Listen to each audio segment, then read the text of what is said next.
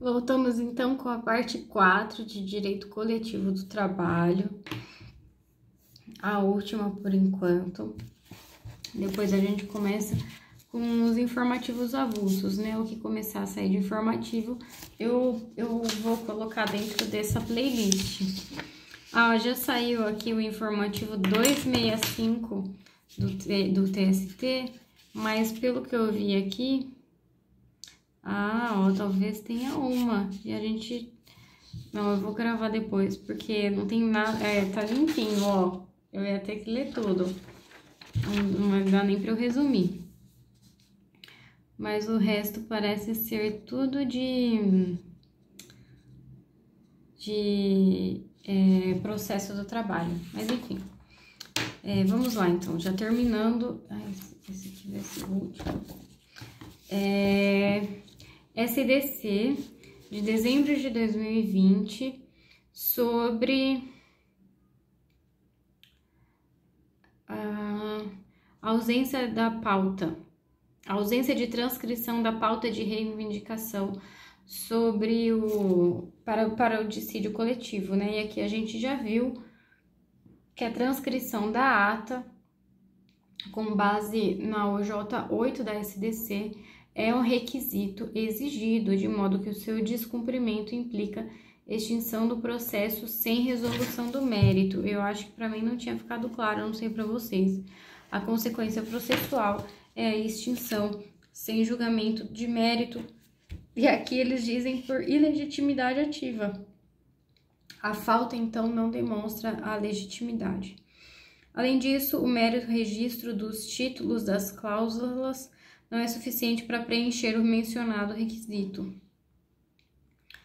E aqui eles estão falando do artigo 859 para determinar o quórum de aprovação dos trabalhadores, para que haja instauração do dissídio. Muito bem, e que não ficou comprovado. Então, essa aqui é a decisão. Depois a gente tem uma de sexta turma, mas vou ler porque está falando do entendimento da corte, sobre como que se dá o enquadramento sindical do empregado da cooperativa. E aqui está dizendo que, para esta corte, essa corte tem entendido que o enquadramento sindical dos trabalhadores em cooperativa se dá em função da atividade preponderante do empregador, e não pela sua forma de organização, que se é cooperativa. Então, se é cooperativa ou não, não importa. O que importa é a sua atividade, exceto quando se tratar de categoria diferenciada. Vamos ver se tem algum exemplo aqui. A Castrolândia Cooperativa Agroindustrial tem como atividade preponderante a fabricação de laticínios. E o cooperativismo é somente uma forma de organização da cooperativa para o exercício da atividade econômica da fabricação de laticínios. Logo, ela deve ser representada pelo Sindicato dos Trabalhadores da Indústria de Alimentação e Afins, e não aqui pelos sindicatos de cooperativas. Acrescente que, em caso de conflito sobre representação sindical, há que se observar o princípio da especificidade com base no artigo 570 da CLT. Então, conflito sobre representação sindical, nós temos o princípio da especificidade, artigo 570 da CLT. O critério da especificidade pressupõe a maior efetividade para a defesa de interesses comuns por aqueles que vivenciam a mesma realidade, e etc. Agora vamos ver aqui, de segunda turma, sexta turma, mas tá aqui sobre a jurisprudência predominante, então vamos ver. E a dúvida é de quem é a competência funcional para julgar pedido de empresa de ineficácia de cláusula de convenção coletiva. E segundo a jurisprudência predominante nesta corte, o integrante da categoria é parte legítima para postular perante o juízo da vara do trabalho competente, em demanda individual, a ineficácia das normas constantes no instrumento normativo coletivo negociado em relação a ele próprio. Nos casos em que uma empresa ajuiza ação postulando a declaração de ineficácia de cláusula convencional em relação a si própria, esta Corte Superior entende se tratar de ação individual que se deva ser processada e julgada em vara do trabalho. Mas assim, eu erraria tão... sem sombra de dúvidas que eu erraria essa questão. Muito tranquilamente. Mas então, repetindo, para ficar bem claro, quando uma empresa pede para declarar a ineficácia de uma cláusula convencional, isso aqui ela não vai pedir em demanda coletiva. Ela pede em demanda individual e ela pede no juízo da vara. Ação individual, não coletiva. Nós já vimos que greve política é abusiva. E aqui tá repetindo de novo. Então, é algo que sempre costuma cair. Temos que ficar atentos. Depois aqui, SDC. Se é lícita a prática de atribuir ao empregado a única e exclusiva responsabilidade em custos do ECPF, que é exigido pelo DETRAN para instrutores de escola. E aqui a SDC não tem a data, me perdoem, mas a SDC decidiu que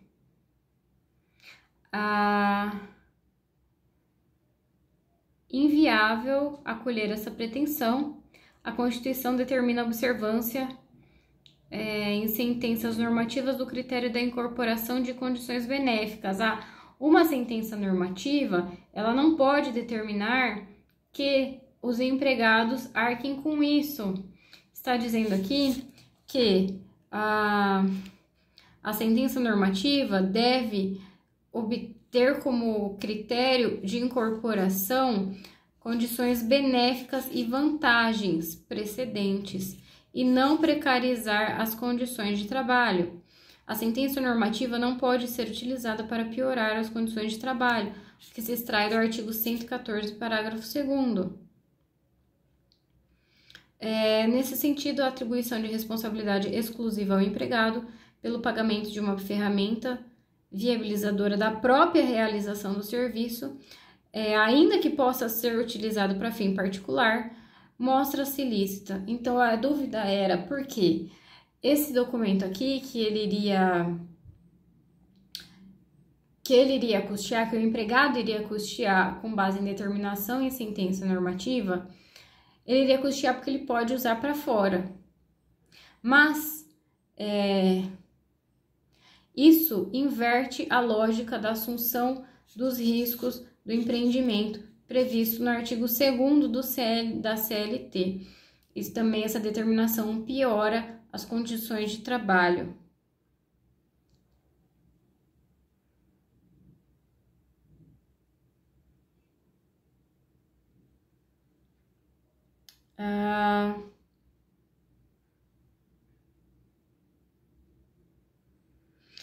E fala aqui, então, para concluir, que apesar de não existir uma norma pré-existente sobre isso, quem vai pagar ou não, o poder normativo pode passar para o empregador, não pode para o empregado, mas para o empregador poderia, porque estaria dentro do âmbito do poder normativo, porque estaria apoiado no artigo 2º da CLT sobre a assunção de riscos. Depois aqui, uma decisão de quarta turma, mas aqui tá bem grifado, então eu vou ler. Sobre violação de direito individual homogêneo se gera dano moral coletivo. E a quarta turma do STJ, que na verdade entendeu que não. A quarta turma do STJ entendeu que a violação de direito individual homogêneo não é causa para indenização por dano moral coletivo. A sua configuração decorre de mera apuração de prática de conduta ilícita que viole direito de conteúdo extrapatrimonial da coletividade.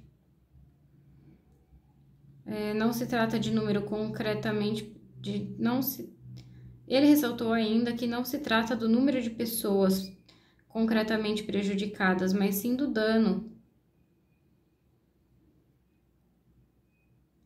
Os danos morais coletivos têm como destinação o interesse difuso e coletivo, e não individual homogêneo. Muito bem. Depois SBDI 1, de fevereiro de 2021, se são cabíveis danos morais coletivos em caso de violação de direito individual homogêneo. A gente viu para o STJ, não é o caso, seria só para direito difuso e coletivo. Mas para SBDI 1, sim. Ai. Porque repercute em todos os trabalhadores da empresa. E aí ele fala que a quantidade dos trabalhadores atingidos não interfere no enquadramento jurídico da conduta como caracterizadora do dano moral coletivo, pois ofendidos direitos transindividuais e, portanto, toda a coletividade. Então, só para ver, para SBDI, sim. Para STJ, quarta turma, não. Depois, desconto de contribuição sindical é válido se a autorização prévia concedida em Assembleia Geral da categoria é aqui da segunda turma, mas a gente precisa saber, porque a reforma trabalhista diz que era necessária autorização individual expressa, né? E aqui tá querendo saber se pode autorização em Assembleia. E aqui a gente vai direto, olha, para entendimento da corte. Entendeu a corte, a qual, na verdade é o regional, né? Entendeu a corte a qual não ser permitida a cobrança de contribuição sindical em razão da decisão do STF dos autos da ADI 5794. Isso aqui é que eu não tô com post-it, mas tem muita cara de cair na nossa prova em algum lugar, desde a primeira fase até a oral. Entendeu a corte a qual não ser permitida a cobrança da contribuição sindical em razão da decisão proferida pelo STF nos autos da ADI 5794, em que reconheceu a constitucionalidade dos dispositivos da Lei 13.467, que extinguiram a obrigatoriedade da contribuição, condicionando seu pagamento à prévia e expressa autorização. O inciso 26 do artigo 611b dispõe que constitui objeto ilícito de convenção ou acordo coletivo a supressão ou a redução do direito à liberdade de associação, inclusive de não sofrer qualquer cobrança. Então, olha, aqui a gente já viu de citação importante a decisão do STF na ADI 5794, que falou da constitucionalidade. Nós já vimos o 611b, inciso 26, que fala que é ilícito dispor sobre isso. Então, nós temos a redação do artigo 579 ainda, que está falando do desconto que deve ser expresso, por autorização expressa. Então, a gente também tem o artigo 579 da CLT. Então, esse contexto aqui não permite concluir que a convenção coletiva possa suprir a necessidade de autorização expressa e individualizada dos trabalhadores para a cobrança da contribuição sindical em face do princípio da livre associação. Aqui acrescentou ainda o artigo 5º, inciso 4º e 12 e artigo 8º caput da CF. Nesse contexto, é aplicável a ratio decidente contida no precedente normativo número 119 e OJ 17 da SDC, de que a cláusula coletiva que estabelece contribuições para entidades sindicais afronta o princípio da liberdade de associação. Filiados ou não, afronta o princípio da liberdade de associação, consagrado no artigo 8º, inciso 5º. E também tem aqui que isso afronta também, se contrapõe ao artigo 5º, inciso 20. Nossa, gente, isso é bom. Mas se eu fosse examinadora de segunda fase, eu pediria isso, porque o espelho ia estar pronto já, né? ele menciona, então, a decisão do STF em ADI, menciona o 611b, inciso 26, artigo 579 da CLT.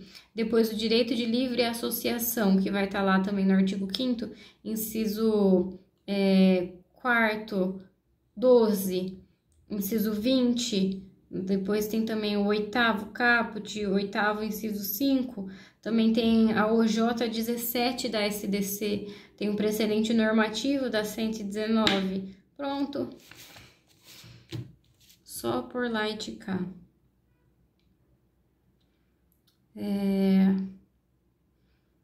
Depois a gente tem aqui uma de primeira turma, mas... Nossa, nem sei porque tá aqui de junho de 2017.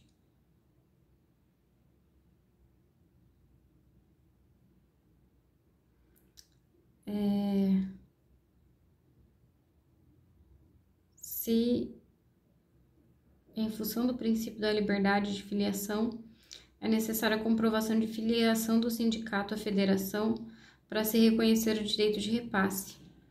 Então, o sindicato, acho que para repassar à federação o valor, ele precisa estar comprovadamente vinculado a ela.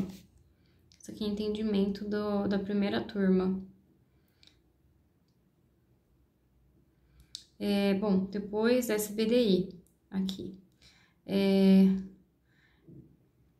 Nos termos do artigo 611, parágrafo 1º da CLT, segundo o qual o acordo se aplica no âmbito da empresa, não há amparo legal, nem no princípio da isonomia, a pretensão de uma ação de cumprimento de disposição acordada a empregados de outra empresa, ainda que do mesmo grupo econômico.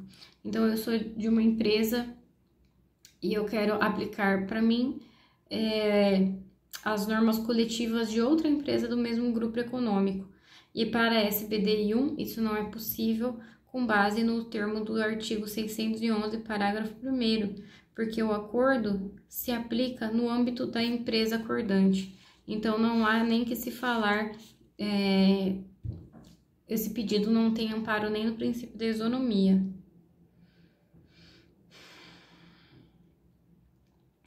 Segundo o ministro, a lei estipula como consequência de grupo apenas a responsabilidade solidária e não a equiparação dos direitos. Esse aqui, para mim, também tão simples, né? Mas é excepcional. Então, o grupo econômico, qual é o impacto, né? Tem alguns casos que pedem, salvo engano, até equiparação salarial, por ser do mesmo grupo. Mas, de acordo aqui com esse artigo, o grupo econômico tem como consequência a responsabilidade solidária. E não necessariamente a aplicação dos mesmos direitos. Depois nós temos aqui...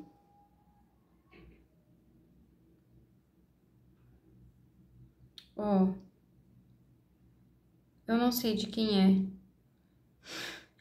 Mas vamos ver que já tá acabando. De acordo com o entendimento dominante na SDC, bom, é importante, então, tá certo.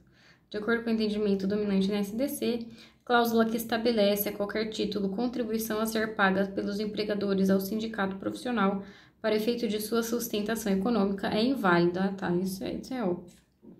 Pois favorece a ingerência do empregador. Então, não pode ter cláusula que peça para o empregador financiar o sindicato, isso demonstra ingerência.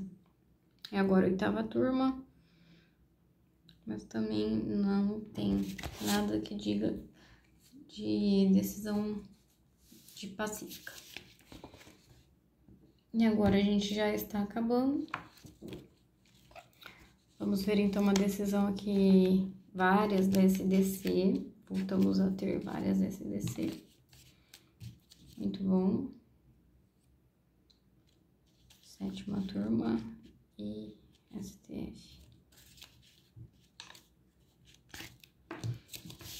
Bom, SDC de 10 de 2021.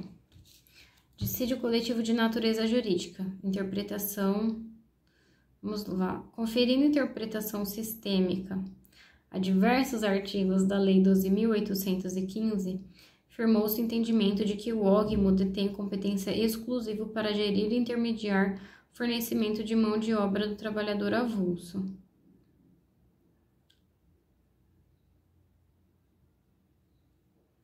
olha só. Esse aqui é dissídio coletivo de natureza jurídica, interpretação do artigo 1º e 13 da Lei 9.719 e Lei artigo 32, 33, 39, 41. Conferindo interpretação sistêmica a todos esses artigos, porque a gente viu que poderia, já teve decisão da SDC, falando que poderia sim o sindicato, ele deter a organização da mão de obra se tivesse previsto em acordo coletivo com base no artigo 32, parágrafo único. Queria lembrar de quando que é a decisão, mas aqui a gente tem essa decisão também do SDC para ver, né, qual é a primeira e qual é a segunda. Qual foi decidido em primeiro lugar e qual foi decidido em segundo lugar. Mas aqui, então, a gente tem falando que a OGMO tem competência exclusiva para gerir e intermediar. O artigo 43 prevê que serão objetos de negociação entre as entidades representativas dos trabalhadores portuários as questões atinentes à remuneração e etc. Incumbe aos entes sindicais tão somente compor a estrutura tripartite do OGMO. Destaca-se que, conforme o artigo 39 da Lei 12.815, o OGMO tem como finalidade específica a intermediação e gestão de mão de obra do trabalhador avulso com caráter de utilidade pública, sendo-lhe vedado ter fins lucrativos, prestar serviços a terceiros ou exercer qualquer atividade não vinculada à gestão de mão de obra. Portanto, esse limite legal que define a finalidade do OGMO reforça o entendimento de que é a atribuição exclusiva deste órgão a intermediação de mão de obra nas atividades portuárias. Depois a gente tem um aqui, dissídio coletivo, sentença normativa, contribuição destinada ao custeio de negociação coletiva.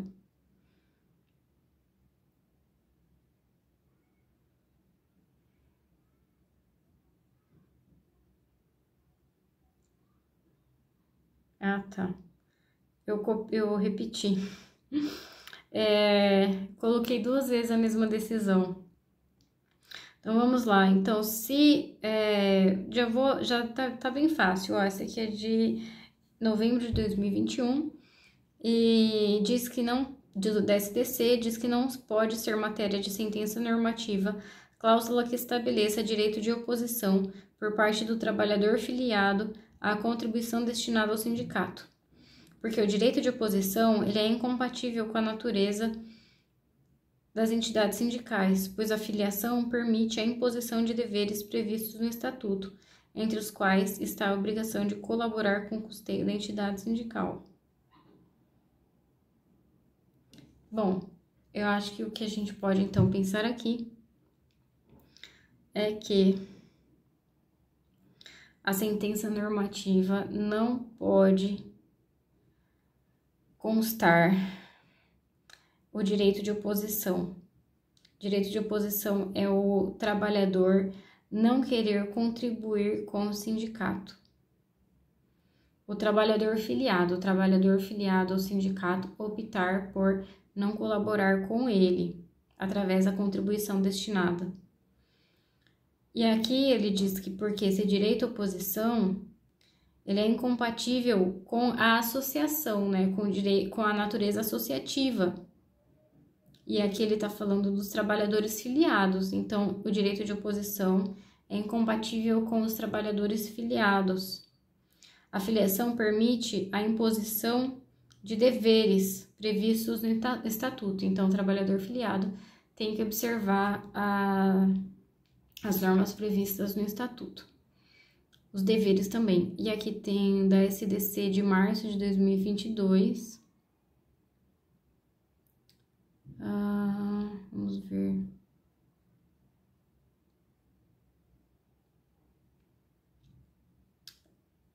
Segundo o colegiado, devem ser consideradas válidas apenas as jornadas discriminadas nas convenções coletivas da categoria.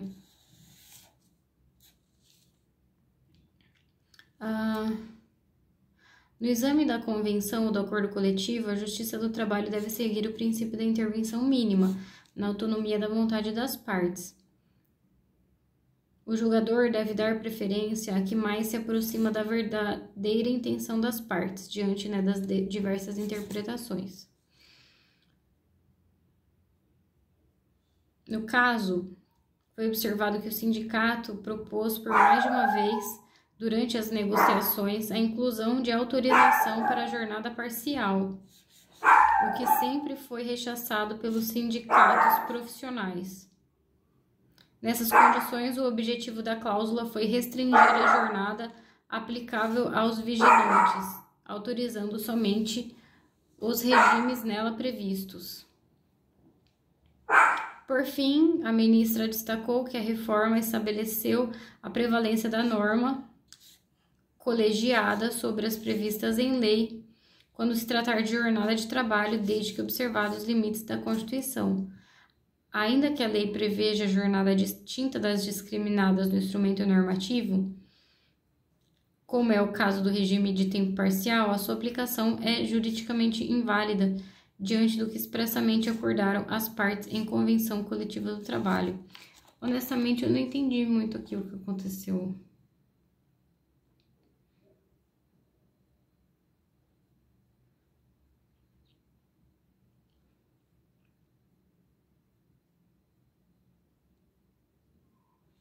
O TST rejeitou o pedido do sindicato da empresa de adotar uma jornada em regime de tempo parcial. Segundo o colegiado, deve ser considerada válida apenas a jornada discriminada na convenção da categoria. Sim, precisa ser observado a norma prevista em categoria. Eu não sei aonde que não ficou claro para mim por que e qual, onde o sindicato pediu essa observância do tempo parcial. E sim, o TST tem que observar o princípio da intervenção mínima na autonomia da vontade das partes. Então, se já tem uma norma coletiva,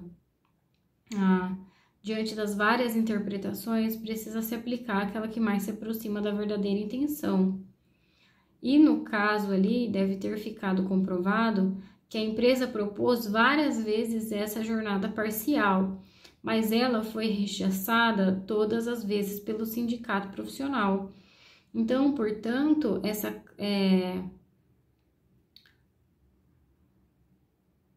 o objetivo da cláusula foi restringir a jornada aplicável aos vigilantes, autorizando somente o regime nela previsto. Bom,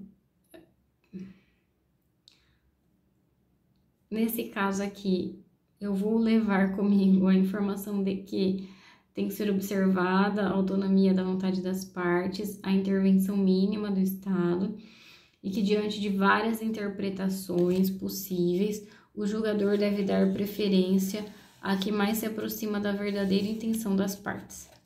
Então, isso é o que eu extraio desse julgado. Depois nós temos aqui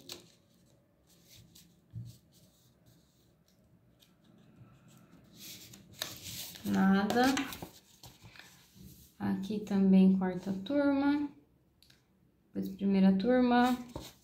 Agora sim, SBDI 2 de março de 2022. A SBDI 2 declarou nulo todos os atos praticados no âmbito do TRT-5 num pedido de habeas corpus em que fora garantido o acesso de um grupo de trabalhadores da Petrobras a um terminal aquaviário. Embora considerando cabível habeas corpus para esta finalidade, por considerar que o juízo competente para examinar o caso não era TRT, uma das varas, então cabia habeas corpus, mas em vara do trabalho. Aqui foi discutido o cabimento de habeas corpus para garantir o direito dos empregados que querem trabalhar. Nossa! Que interessante. O relator explicou que para uma corrente doutrinária a medida só é cabível contra os atos de autoridade e não de particular, no caso a entidade sindical. No seu entendimento, porém, o sindicato tem autorização legal para deflagrar a paralisação coletiva, de modo que eventual constrangimento ao direito de locomoção é passível de questionamento por esse meio. Então, ele se equipara, nesse caso, à autoridade. Esse sim, interessante. Quer dizer, que eu também consigo entender, né? Direito coletivo e direito individual. A possibilidade, ainda de acordo com o ministro, a possibilidade de uso de habeas corpus não limita o exercício do direito de greve. Não discute a abusividade da greve, nem responsabilidade.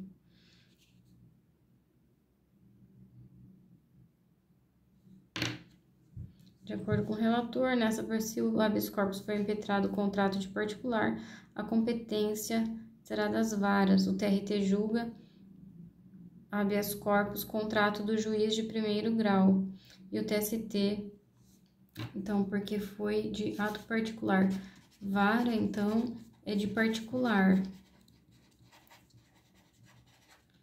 TRT julga de ato de juiz. E o TST julga em face do TRT. Ah, que interessante, né? Ó, 31 minutos. Vamos ver aqui, vai do informativo 265 do TST.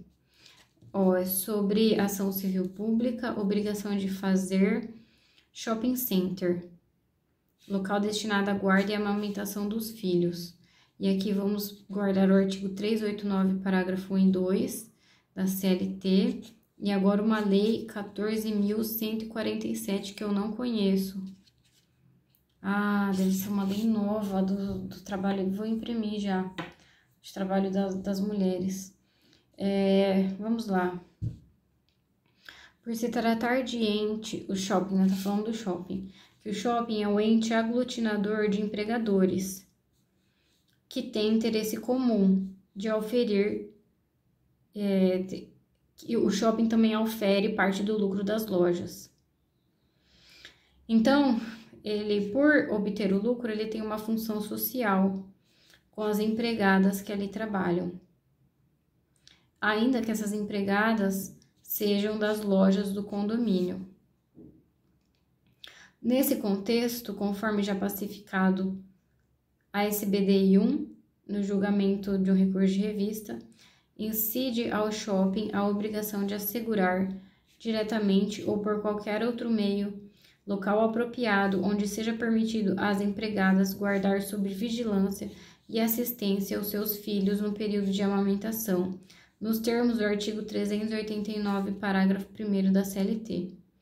Contudo, tal obrigação pode ser suprida por meio de creche, diretamente ou mediante convênio com outras entidades públicas ou privadas, pelas próprias empresas em regime comunitário ou a cargo do SESI, SESC, LBA ou entidade sindical, conforme previsto no parágrafo 2º do artigo 389 da CLT, e no cumprimento da referida obrigação de fazer, devem ser observadas as disposições da Lei 14.457.